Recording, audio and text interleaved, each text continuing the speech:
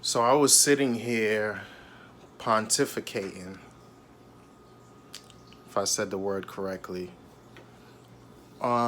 Just thinking, just having conversations, just random conversations with people, because it's always a good thing, to talk to people, see where their minds are at.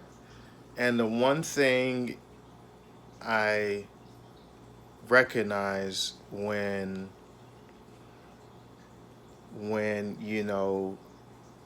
not asking but just having a conversation about what women require, what women need, and things like that before marriage. Now keep in mind, this is before marriage. We're talking about before marriage, what they expect from a man. And I started thinking, it's like with going down the list of the requirements, or going down the list of things that they need or require from a man to be able to provide before even considering marriage or them as husband material. It's almost like the things required of a man are typically the things that are required of a husband. Or let me say it this way. It almost seems like the things that women require from a man during the dating process, it's almost the same exact things they require from a husband. So it's like they need for a man to be able to do XYZ before even considering marriage. So they need women, so they need you as a man to do the husbandly things before you're even a husband to them.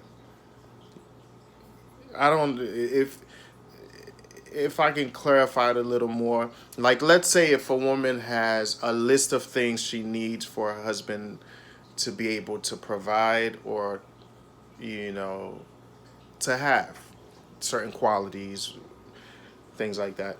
So let's say if from a husband they expect for the husband to provide, pay a majority or not, or all the bill, if not all the bills, be able and still be able to travel, still be able to buy the things that the woman want, emphasize want and need.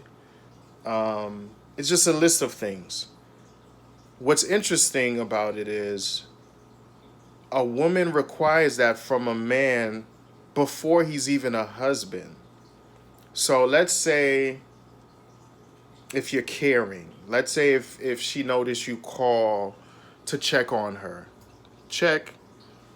Let's say if you pay a couple of bills, or some, if not all, of her bills. If you do that, that's another check. Let's say you flew her out somewhere. Check. Three checks so far.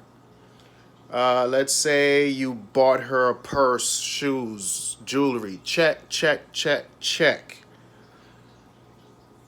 If you don't, if you as a man, before even being a husband, if you can't provide one of those things off that checklist, you're done. You're done. So you're not good enough if you can only provide 7 out of 10, 5 out of 5, 4 out of 6, 6 out of 4. It has to be all or none. All or none. And these are disqualifiers. These are huge disqualifiers that most women follow when determining or making a decision, if that's what they're doing, when finding a husband. Is that that's one of the things where I feel like it makes it even more complicated, because it's like, okay, if I have these 5 things, but I meet this person and they do 3 out of the 5, then we can work on the two. We can work on the two, especially if the 3 that they're doing are major things. But the thing that's happening now is like women are requiring during the dating process for men to do husbandly things.